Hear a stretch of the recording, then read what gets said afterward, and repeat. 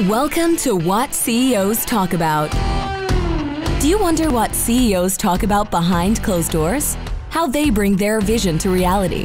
How do they overcome and succeed through adversity? We share that and so much more with each episode. Now, let's get started with the show.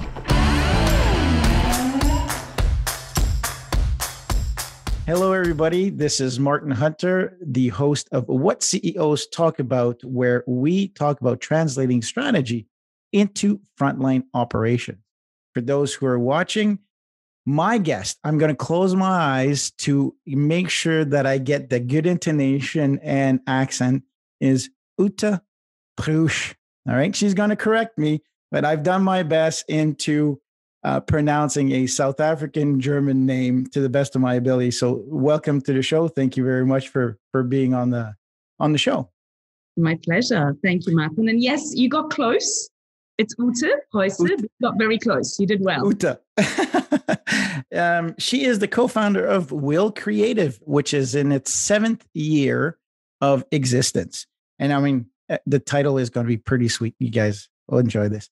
She's been 24 years in the marketing and brand industry and as a strategist, and you've evolved through that with companies with Adidas, big corporations, big companies. So please welcome Ute. And so Ute, what is the title? It's so cool. What's the title of today's show that you picked?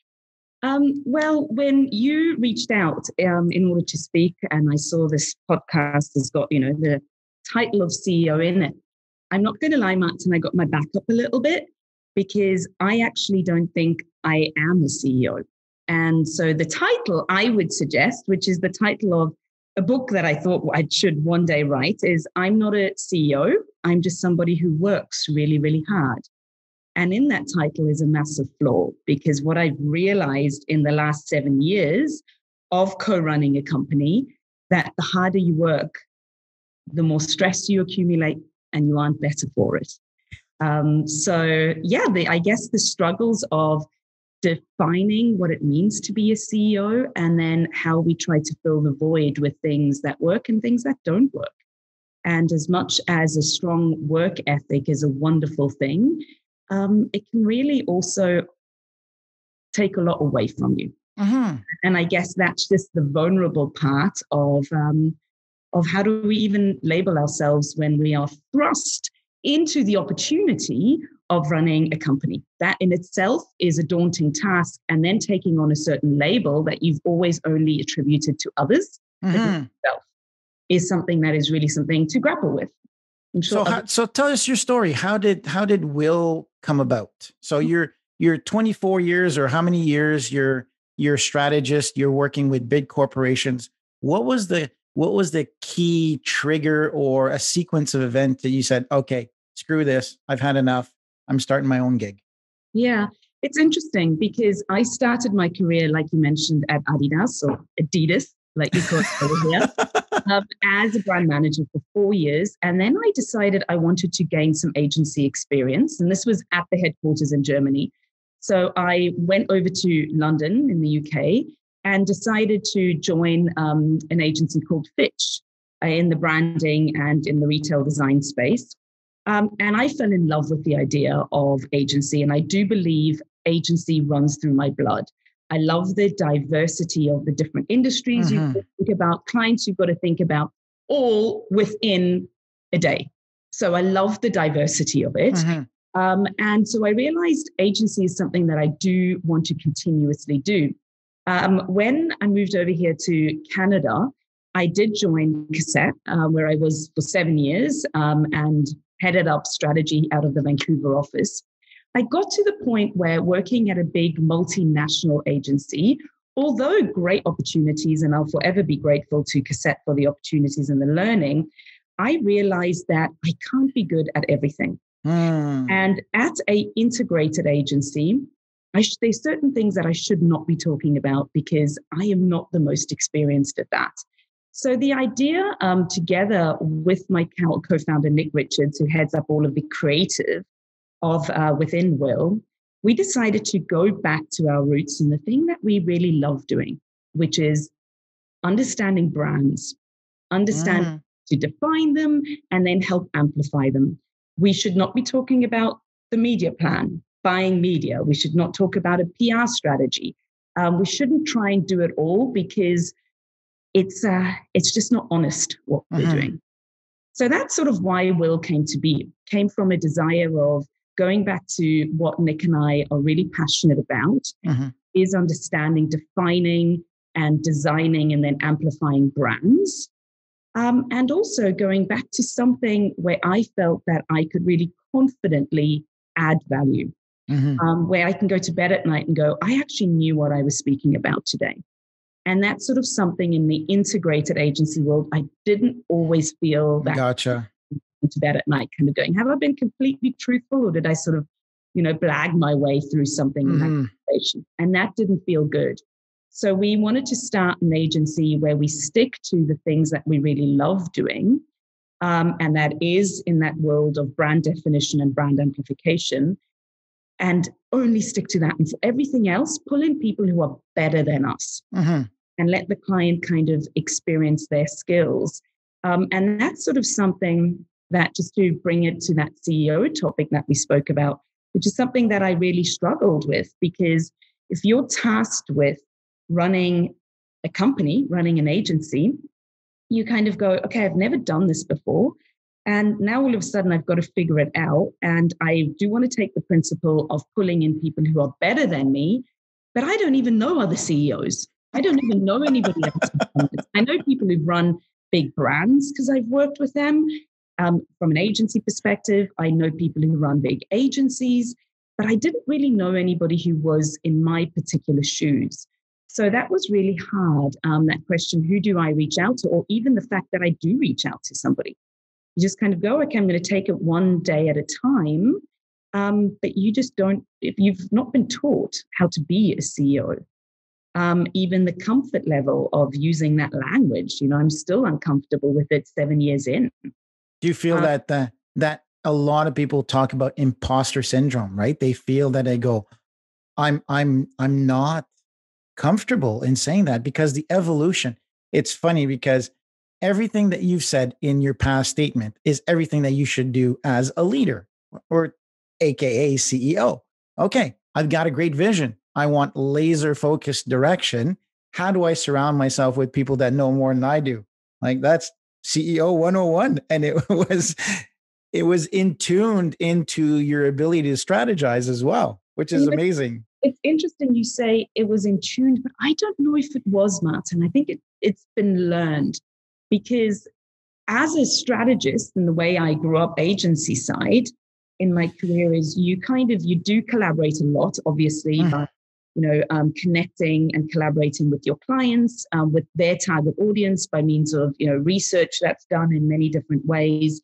So you are constantly listening and hearing, but you're still the one who's formulating a strategy, and there is still this idea of, now I'm going and I'm presenting it to the client.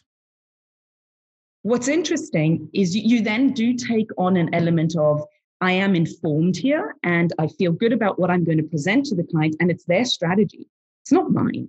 Oh, okay. Gotcha. Right. Whereas Will was and is Nick and my brand. And that's how I felt about it initially. I don't feel about it like that anymore.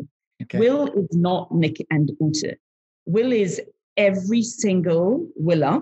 Every one of the 28 people that are with us right now have become equally Will, and in some cases, maybe even more Will than Nick and I are. So talk about the name, because I see a W over your right shoulder in the office. So for those people, that's all right. So what does it stand for? Why did you choose the word Will? So when Nick and I started this, we kind of went, okay, the one thing we're not going to do is do the typical egocentric naming of either last names that are abbreviated into something, or first names that are put together where people start an agency and the three founders have their names in it. We're like, that is absolutely not what we want to do, because this isn't going to be about us. This is going to be about something that is just doing what we're really passionate about and doing what we're good about.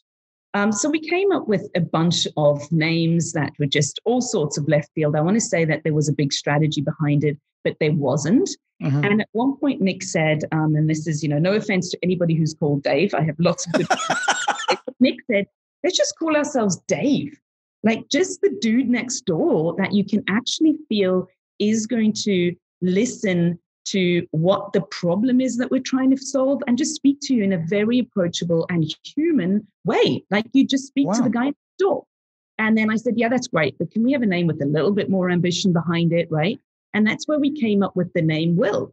So that determination and ambition to do the thing that you really should do, but you don't have to do, right? It's a little bit like we all know we should be ordering the salad instead of the fries, right? But but it's that little bit of extra that's going to make you order the salad because it is for you, right? You'll still have a chip here or two, no doubt. But it's that idea of ambition and follow through, but in an incredibly human and approachable way, which is why, we wanted to call ourselves Damn. Well done. Well done. That's sort of where that came from. And that's still a philosophy that we kind of do have running through our agency, and the idea that everything is first name basis, that it is very colloquial in terms of how we speak, connecting on a super approachable level. And Willers, I mean, you got team names like, oh, you're a Willer. Oh, that's pretty neat. That would not go well. You're a what CEO talk about? Exactly. Well, that's good. That's really good. So tell me, what is your definition of a CEO? So you're saying you don't feel like a CEO. So what in your eyes, when you close your eyes and you see the word CEO, what do you see? Mm-hmm.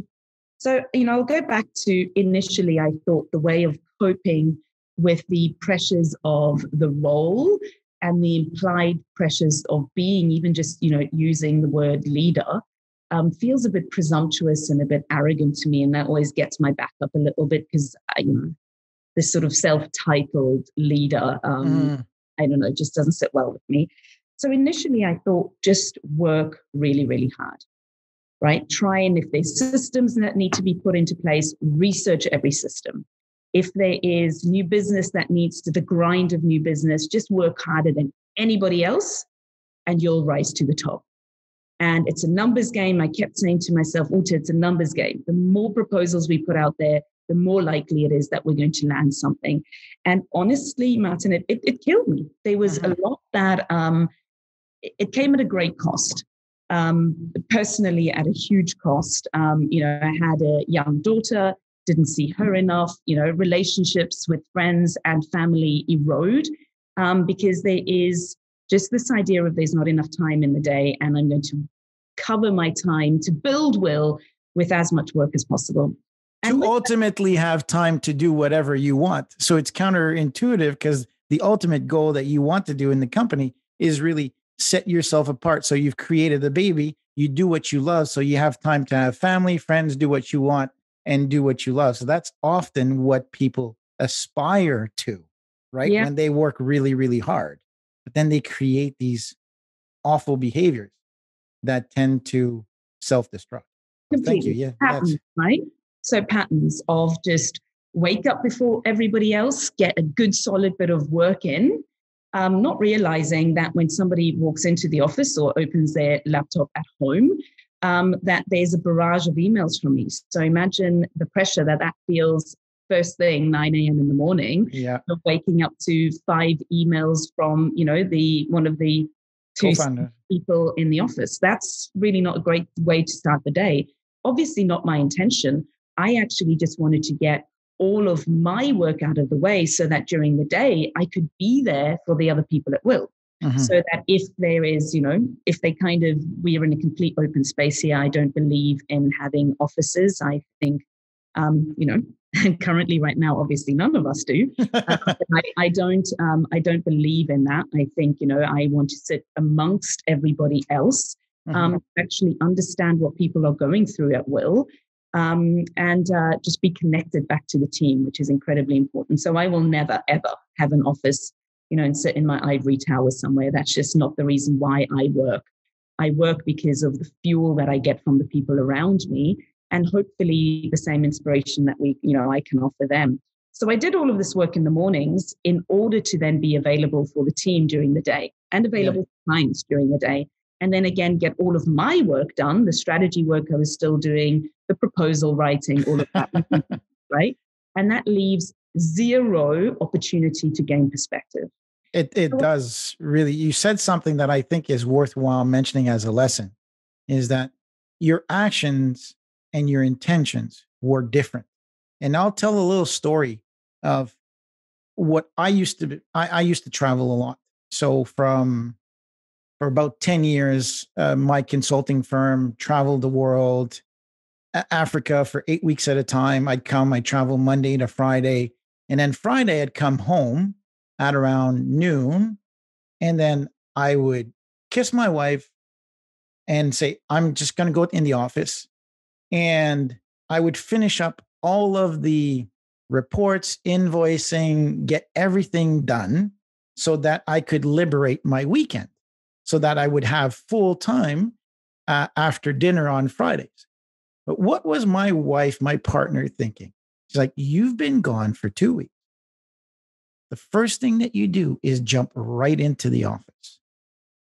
And I was judged on my actions and not my intentions. So your intentions were really great. The actions, as you've stated, were what you were being judged on. So I think that's a valuable lesson for everybody who's listening to Ute's story, is what are you actually doing, and are they matching your intentions? So thank you. That's a great lesson. And then I think, how are these actions and intentions?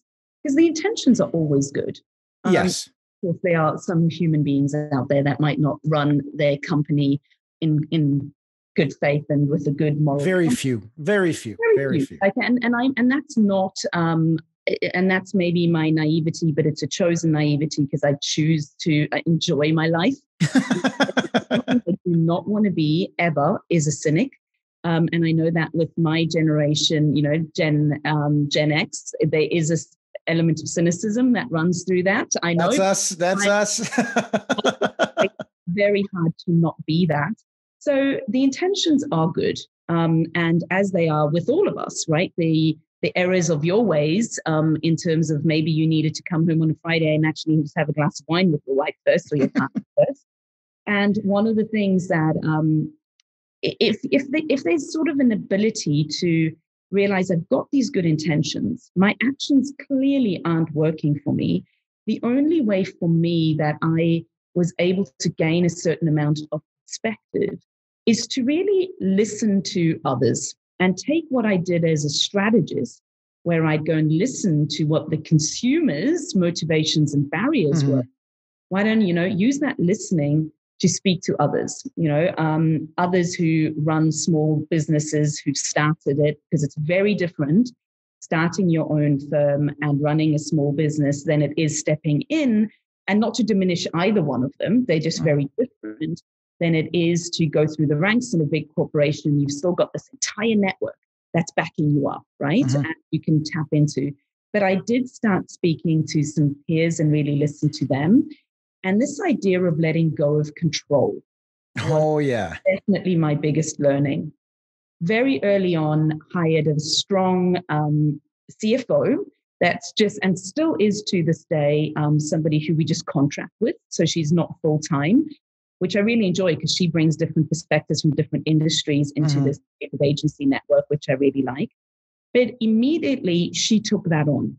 And I kind of realized I'm not going to, like you mentioned, doing the billing, checking AR. I had no passion for that. And I kind of realized I do need to understand the numbers, and I do, and I keep on top of them, but I just need to understand them. And I'll understand them if somebody who I trust manages them and communicates. Correct. I've got to let go of that. And that took me a while. They were probably, I'd say, 2 or 3 years where I'd have this Excel sheet open that was the projection on revenue for the next coming months. And I'd had it open at my desk, and I'd probably look at it I'm not kidding, every 20 minutes. Nothing in that sheet changed. Nothing changed. Of course not. It was the anxiety Excuse me, it's not COVID. Promise you, I've been through that already. It's all right. I can't catch COVID through microphone and headsets. Yeah. Sorry, I had it in January, so I've got my antibodies going. But one of the things that letting go of that control, and I thought one of the most wonderful things was I always realized the people that we wanted to surround ourselves, we literally mapped them out right at the beginning. And every one of those individuals is sat here now at will. And some of them, arrived 3 years ago. Some of them arrived 2 months after we started Will. But we're so incredibly proud of the people that have joined us. And they are so strong in terms of their talent, but their main strength comes in terms of the human beings that they are. And they are genuinely good people. And that's not something from an agency world that you encounter. I mean, look, I've always worked with wonderful people, but the idea of we're here for the clients. And yes, we are here for our clients for sure, but we're here for clients who are also good people. So we really choose to work with good people at will, and also clients where we feel that we can connect on a way in that approachable human manner. And because we started to surround ourselves with those people, it became easier for me to also be vulnerable with our team and kind of say, when they kind of said, what's our strategy on this? And I could kind of say, I don't know. And I'd love to say to you, I'm going to get back to you on that. But actually, let's just sit down and talk about it together, because you can inform something. I'll take ultimate responsibility, absolutely, but help me inform this. And I would say that there is a leadership team at Will who have stepped up, and COVID, not to trivialize it or to be callous about it in any way, but COVID has been absolutely wonderful in the sense that it has made me think about, okay, so what do we now do as Will? How do we operate? And it has allowed others to really step in. And I can't be up their grill the whole time because I'm not sat 2 or 5 meters away. You can't exactly. You can't see them, right? I've totally empowered them, and that empowered state. I have never loved Will more than I have in the last year and a half, because it has liberated me from having my fingers in all the pies because I wasn't able to detect them, and I had to trust. And I will always sort of be grateful for the fact that certain people at Will, and I'd say actually everybody at Will, but I don't have as much exposure to necessarily everybody, for example, in the creative department, but everybody has really stepped up and filled the gaps and the voids with their initiative. And everybody, I hope, we don't always uncover it until it sometimes happened, but I think everybody does feel that they get validated for the initiative that they do, but really just allowing other people to step up. And if mistakes are made, bloody marvelous, make them. Hey, there's absolutely, I'm going to stop you because you've touched a whole bunch of things. Hire for attitude, skill, and knowledge. And think that is also good for clients. Too many times people are afraid to fire clients. They're saying, oh, well, we need the money. We need the money. We need the money. And that brings in being focused on the results only. And in your story, you told that. You're like, I had the budget and P&L forecast open there. I'm so focused on the result that I'm forgetting the process. And the day that the leader realizes that process is more important than result, that if you focus on good people that do good things every single day, results will follow. Okay. And so that is so, I apply this to my children. And Gavin, my boy, came in with a really poor score on one of his tests. And I said, did you practice your words? And he said, no, I did not. And there's the result. The following week, yesterday or Friday, he got his score. He got 10 out of 10. I didn't even look at the score. I said, did you practice? He says, every day, Dad, I sat down before breakfast and I did my words. That's the celebration. Too many people focus on the outcome and forget to focus on the celebration of the day-to-day hard work. And I said, my boy, that's the winning ticket.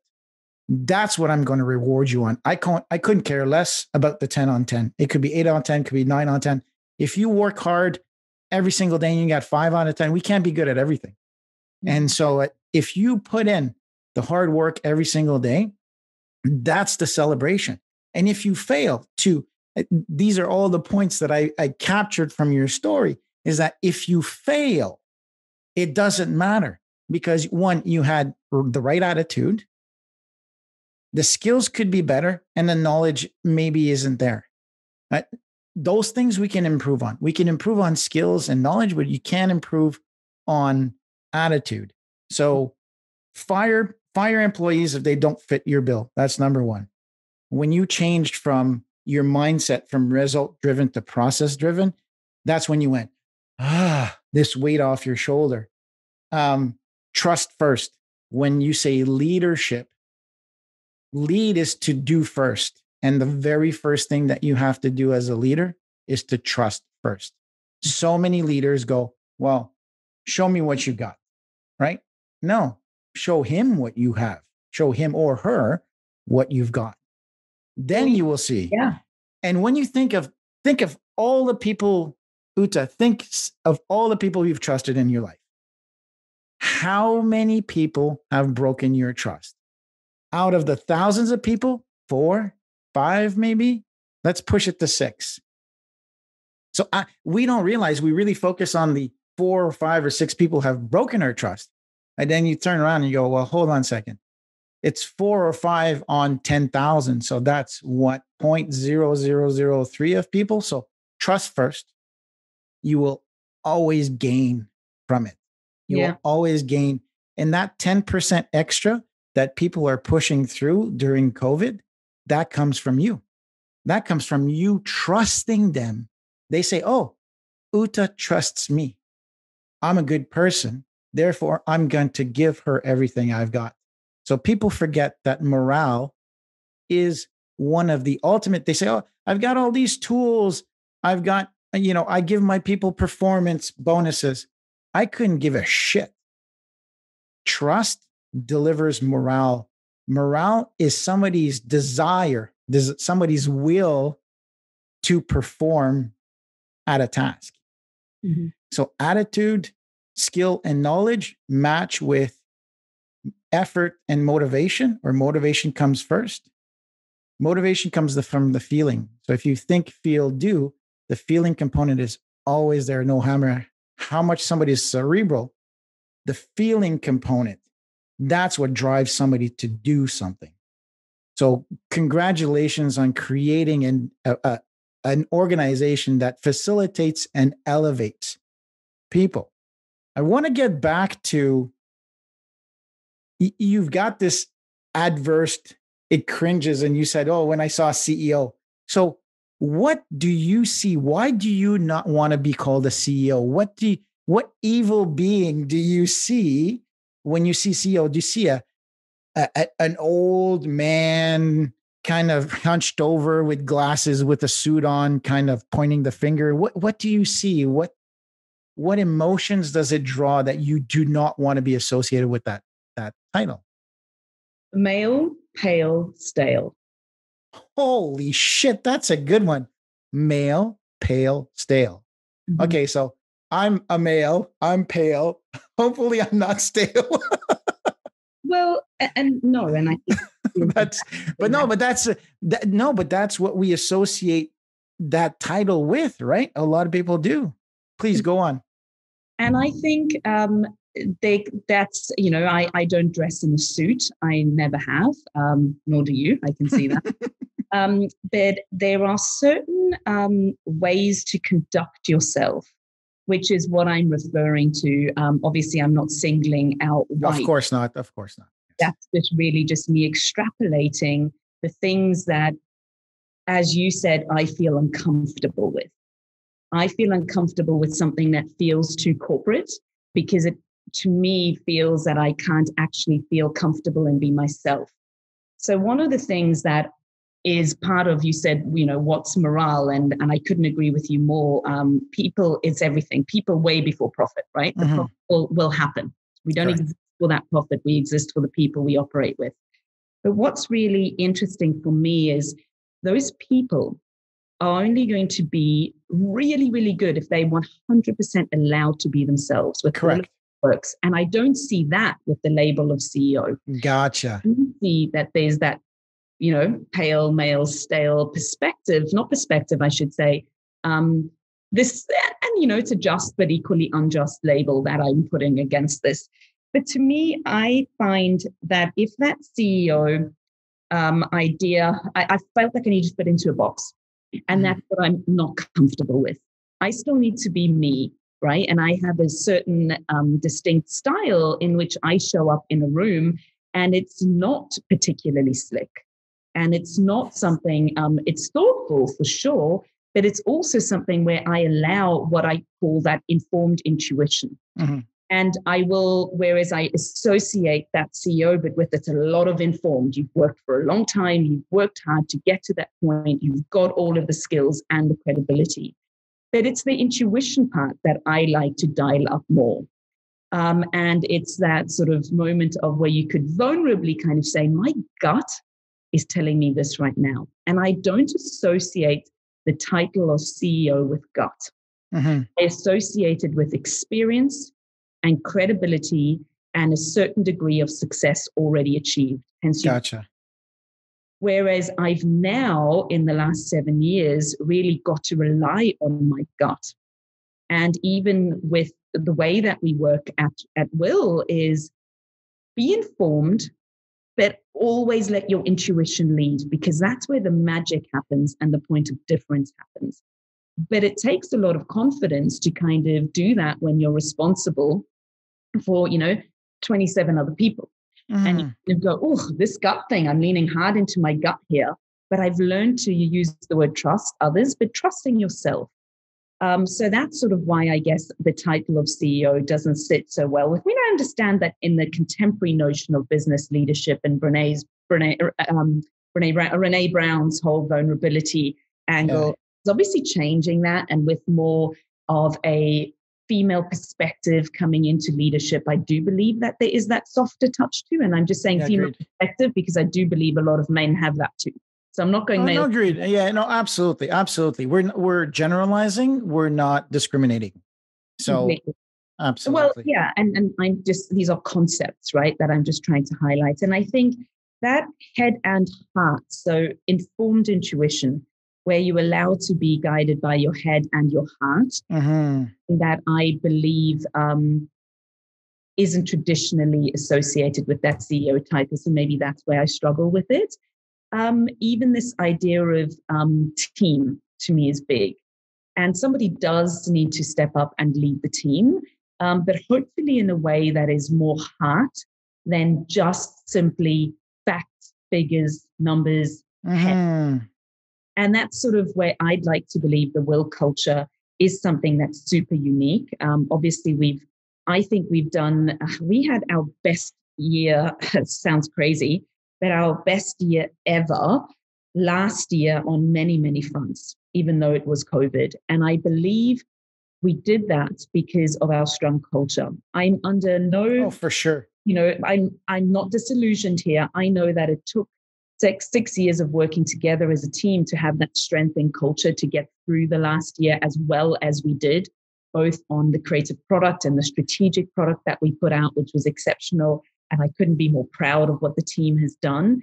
But even as we've stepped up and really trusted each other and supported each other in new ways of working, and even the clients and how they've trusted us. So grateful to how they've allowed us in to really vulnerable moments. And that phone call at the beginning of COVID going, not just to me, but to other team members, of course, kind of going, what are we going to do here? How are we going to recover our business? And we're not going to worry about recovering right now. We're first going to respond. Correct. Right. And then we'll think about recovery, and then we're going to properly revive where we're at. Right.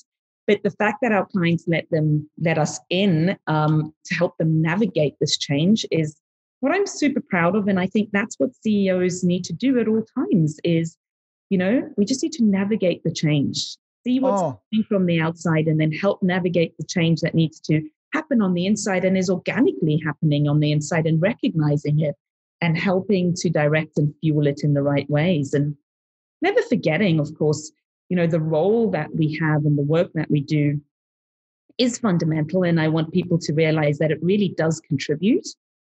But the word that's more important in that sort of sentiment of fundamental is the word fun. Yeah. You need to enjoy it. And I did not, if I'm completely honest, I did not enjoy my first few years of founding Will. I had a phenomenal co-founder who, super optimistic, super talented, really trust to no end.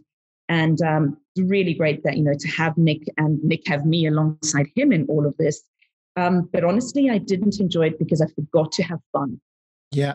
I think that's, I've been taking notes when you see your eyes close. I think of Bart Simpson and whoever the CEO of the plant was, when you said pale, male, and stale.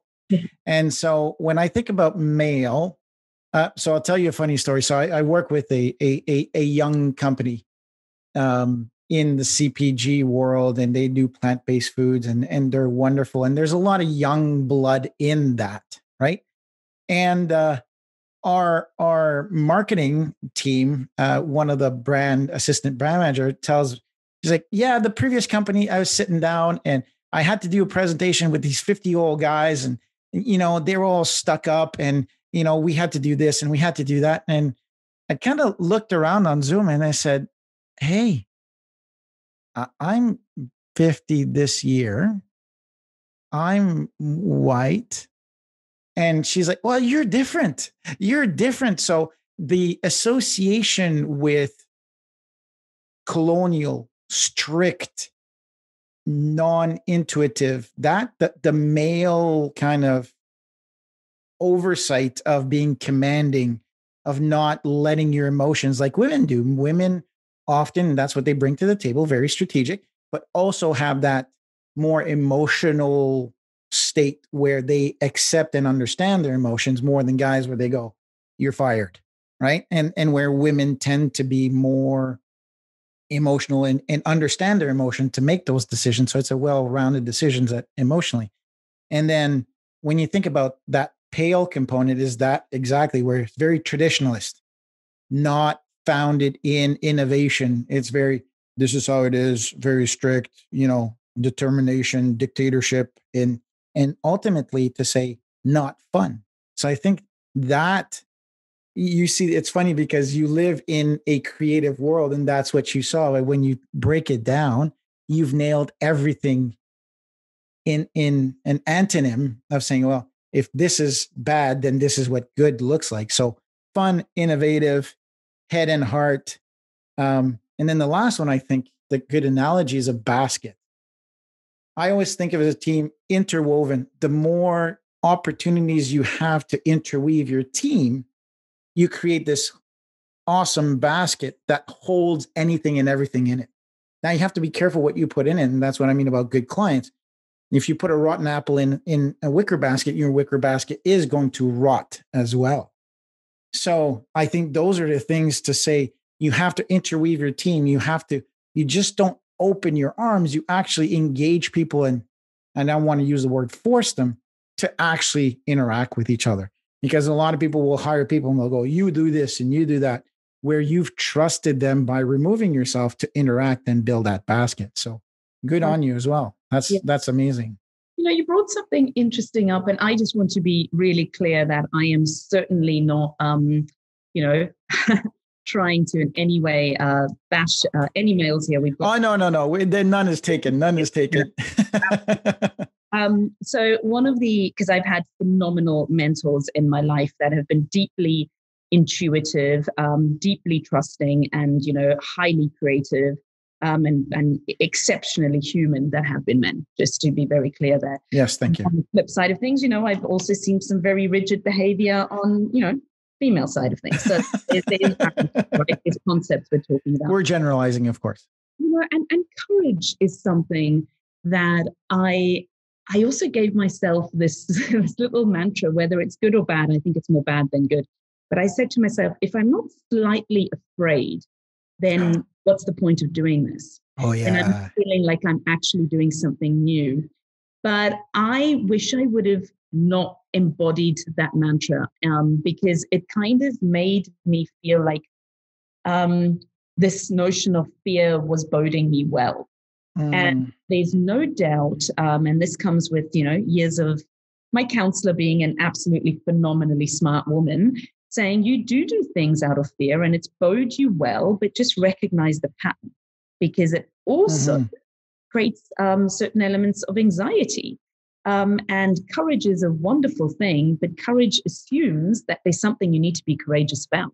Correct. There could be something bad looming around the corner, or you're already facing it, right? But one of the things is becoming comfortable with courage so that you enjoy it. You mentioned the idea of, who has the courage to fire a client. In all of my agency life prior to Will, the amount of times that I sat at a table and, leadership and team are putting their hands up, throwing their hands up and kind of going, we can't work with this client anymore.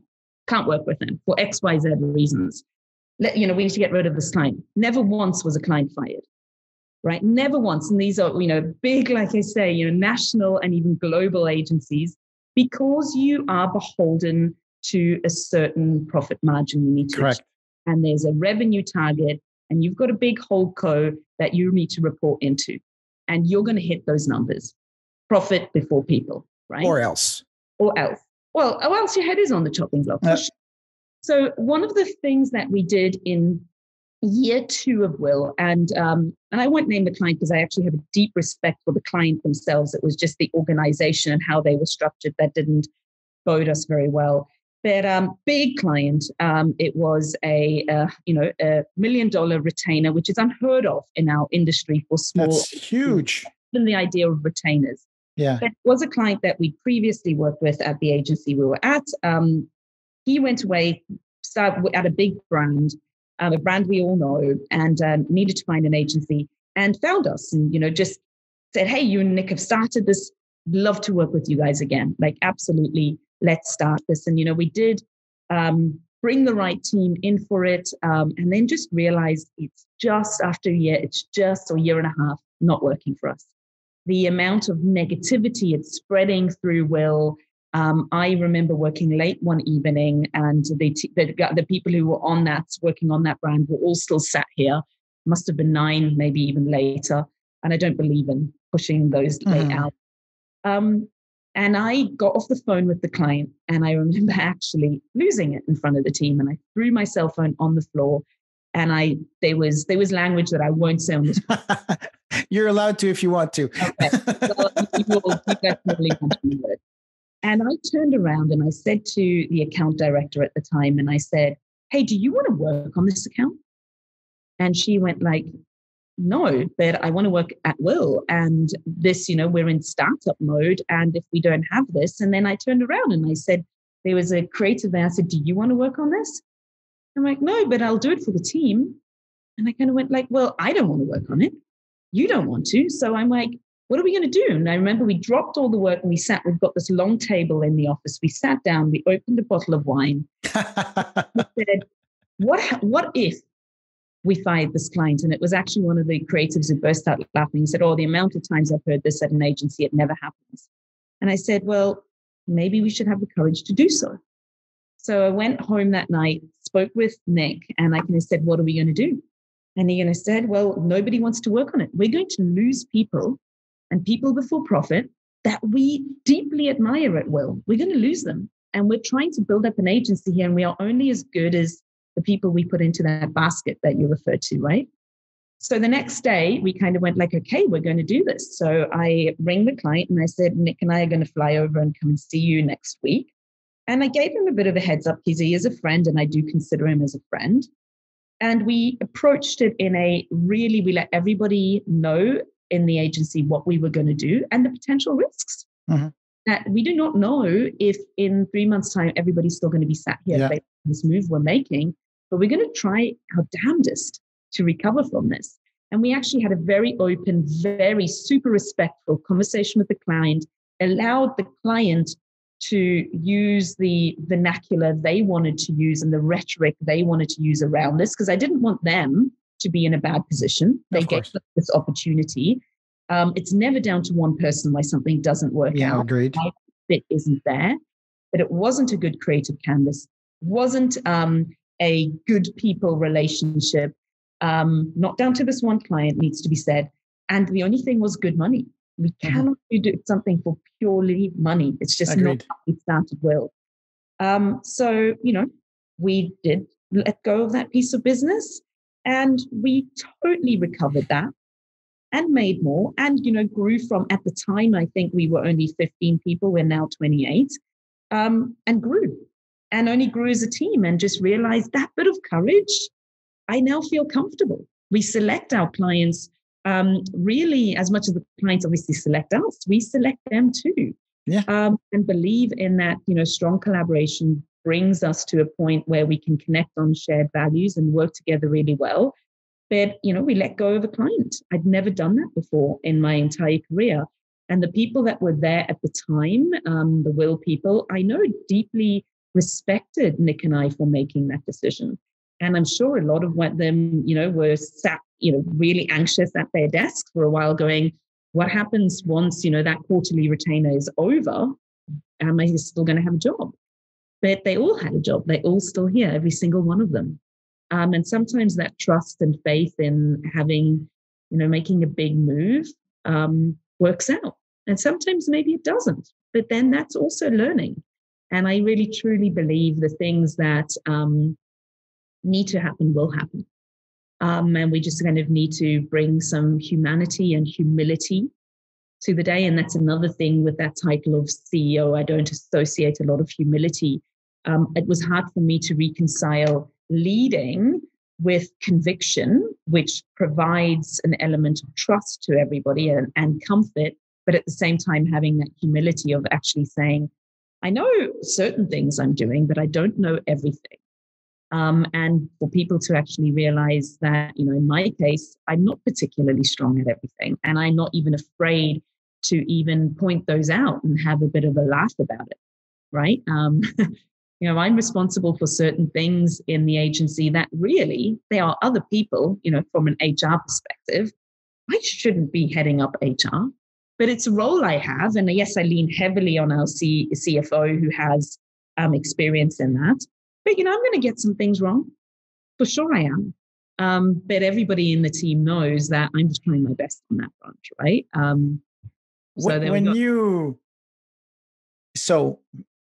Let's define the word CEO as I see it. And so let's see if you fit the bill, okay? So we'll go a little bit backwards. So the term officer means that you have legal responsibility towards the organization and the people within it. So the term officer states that you are bounded to the company by having signed the incorporation or letters of it. So have you done that? Mm-hmm. Okay, good. So that qualifies you for officer. Then we have executive. So the word exec means to execute, meaning do you rely on other people to get shit done? 100%.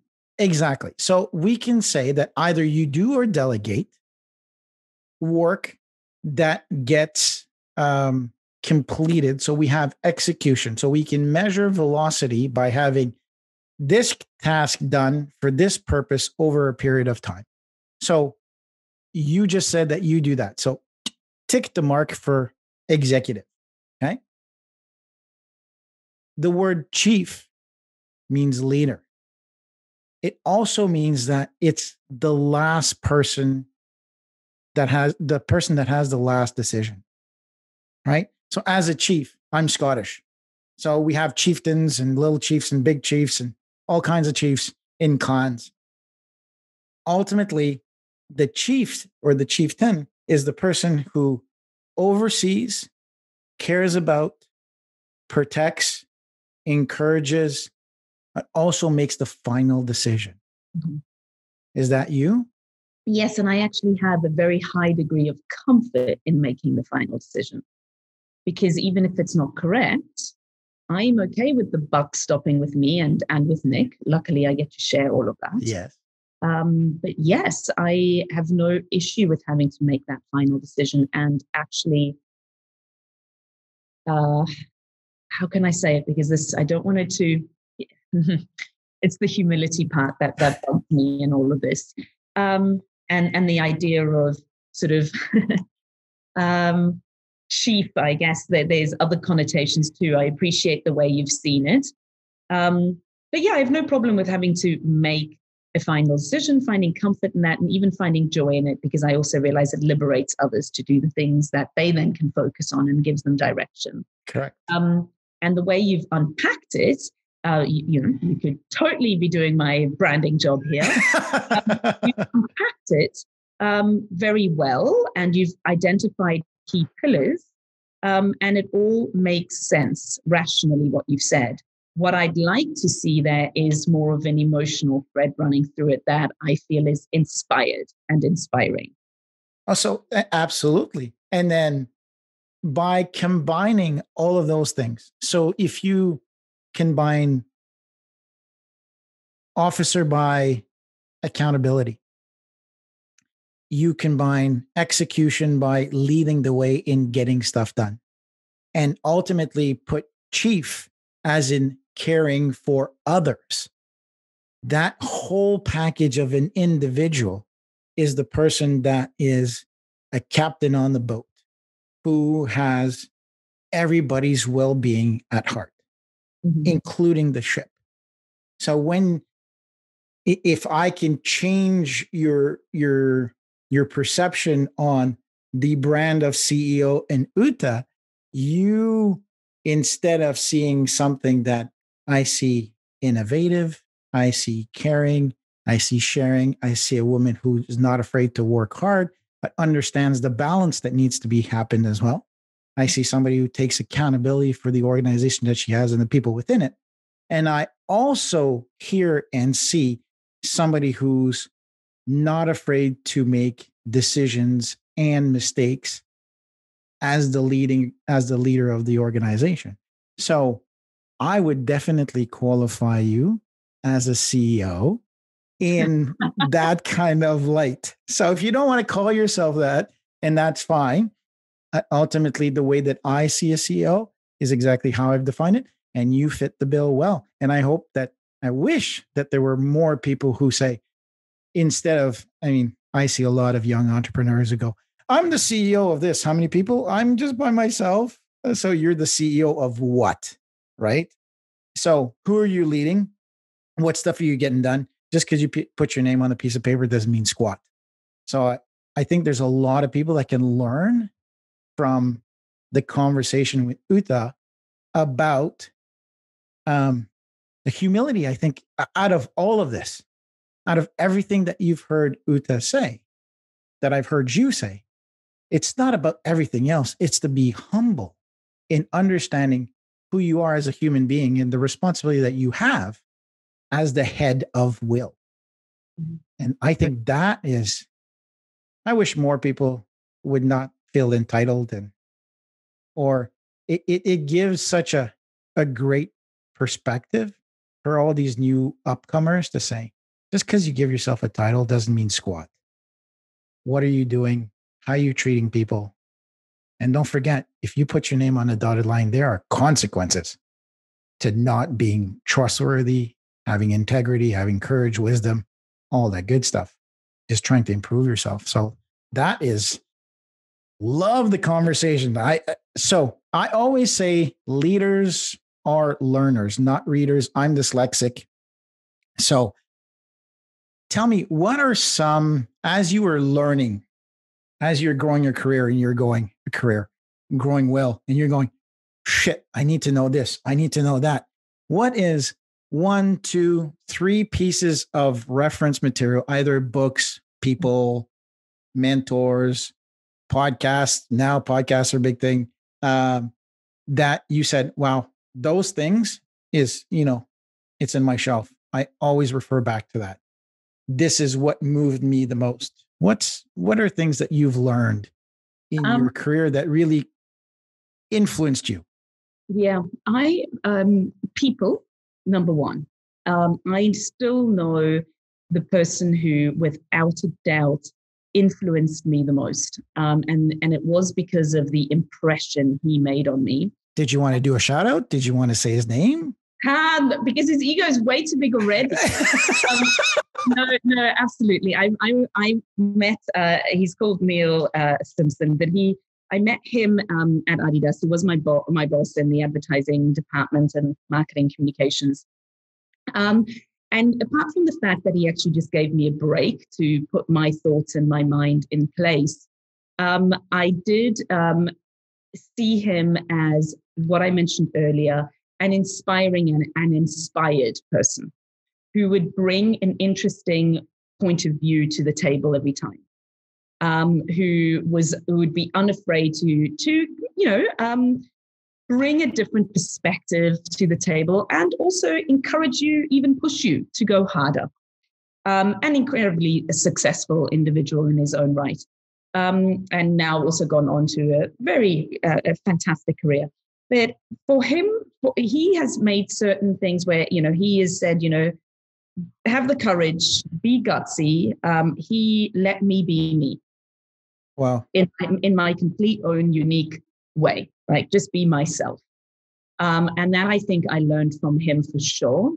The other things so I would say, people, we're not in massive contact now. We still are. I mean, he was my reference for me coming over to Canada, etc. But one of the things, so I would say people for sure. Now, Neil was somebody who influenced me very young in my early career. And I would say that has shifted now. I'm a big believer of expressing to your peers what your pain points and your fears are, because they have them too. Mm-hmm. So I would say other people who have started small businesses or run medium businesses that can actually relate. So I certainly have, I did join a CEO peer group, which I actually left during COVID because I didn't enjoy the constant sort of all day on Zoom connection. Yes, agreed. Instead, remained in connection with a handful of those that I really bonded, that were in the same group with me. So that I still do a lot.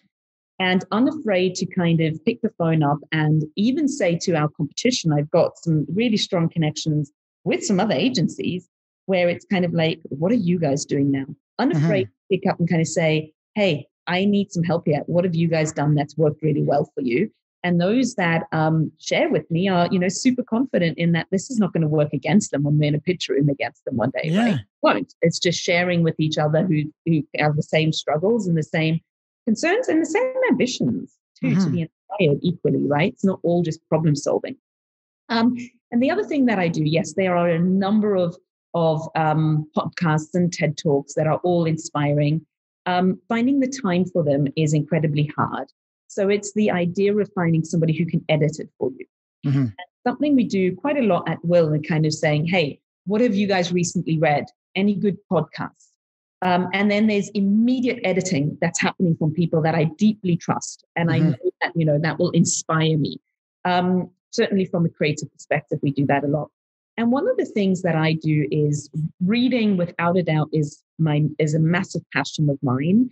And whether it is fiction or whether it's nonfiction, and whether it's business related or sort of trend related or politically related, I love reading. And again, from an editorial perspective. So the first thing that I do is I see what books did Barack Obama read last year. And he posts his list of books on Twitter.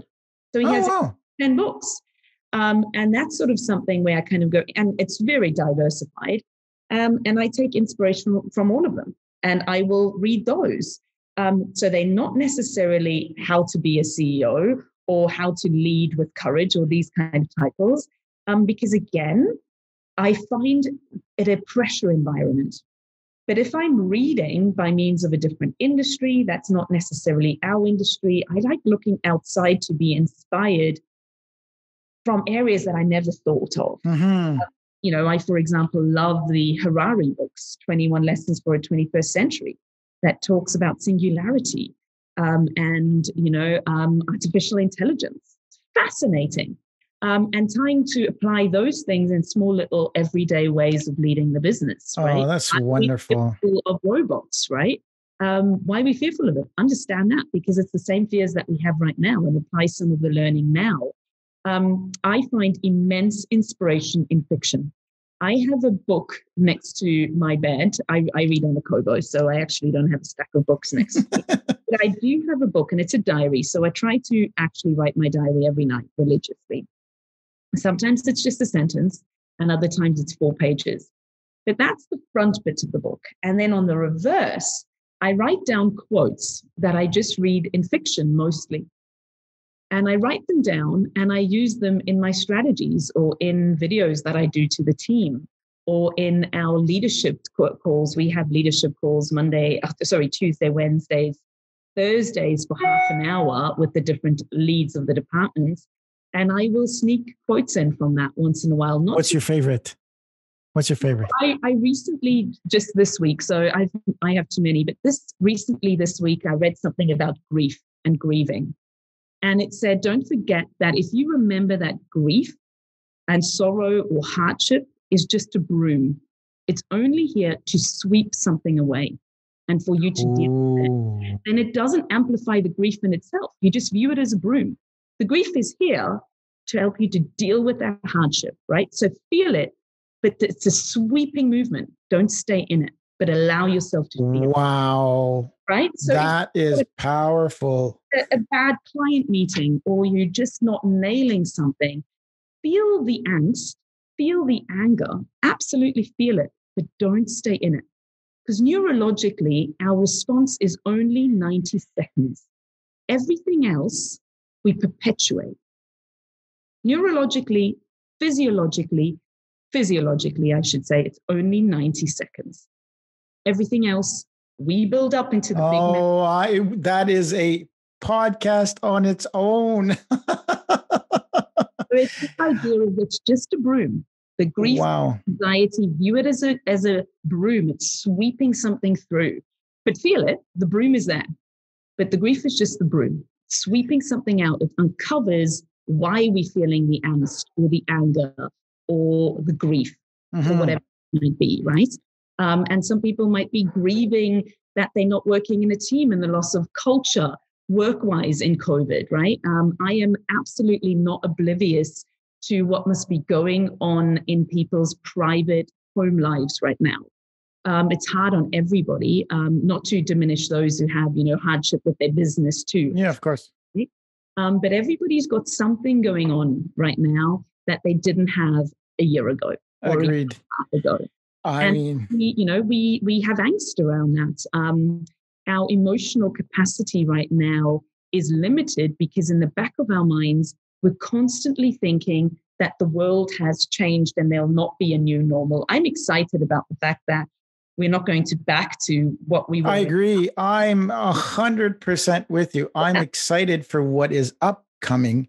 I mean, you think about different aspects, dolphins back in Venice and pods of whales back up this salmon arm. And you talk about people really connecting. I mean, I've made friendships over Zoom over the past year, and I've never shaken that person's hand ever. But yet I know them, and I'm excited for once in my life to meet somebody that I've not. So the travel to Arizona will be very, very joyful. It's because I've never seen this guy, Matt. I've never seen either than on a Zoom. I don't even know how tall he is. And I've made great friendships with that. And anyways, with that being said, Ute, thank you so very much. We could go on for another hour and a half with this. So I think there might be a part 2, Ute, for us. I think we riff very well off of each other. So I'm going to recap the title. I'm not a CEO. I just work really, really hard. With that said, thank you very much, Ute, for being on the show. Appreciate you being here.